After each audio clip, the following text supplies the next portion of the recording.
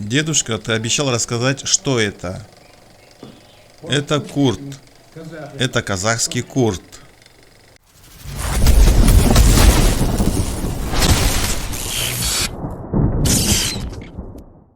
Это курт.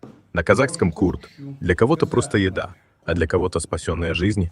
Когда наших людей высылали, когда узнавали, что казахи помогают нохчам, за это не благодарили, за это наказывали, сажали в тюрьму, ломали судьбы.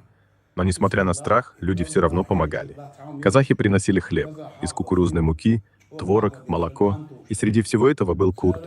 Его нельзя было передать открыто, любое движение могло вызвать подозрение, любая помощь стать приговором. Поэтому курт кидали, не как еду, а как камень, через ограду, на территорию, так, чтобы со стороны это выглядело случайно, незаметно, без слов. Нохчи понимали, они подбирали этот камень и знали, это не камень, это шанс выжить. Курт был очень соленым, маленький кусочек, но его хватало одному человеку на целый день. Его ели медленно, запивали водой, и желудок оставался наполненным. Не потому, что было сытно, а потому, что организм держался. Так люди выживали, не умирая от голода, не сдаваясь. Как говорила моя мама, сегодня курт продается на рынках, его едят с чаем, берут в дорогу. Но для тех, кто прошел через это, курт не просто еда, это память, это тихий подвиг, это доброта, за которую могли посадить. И если сегодня мы можем спокойно говорить об этом, значит, кто-то тогда молча кинул камень, чтобы другой человек остался жив.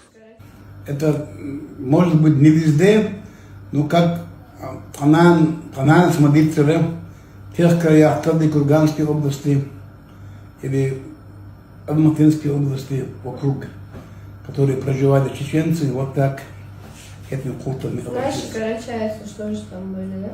Да, были. Карачайцы были, балкарцы были. Да. Друг с другом выживали. Да.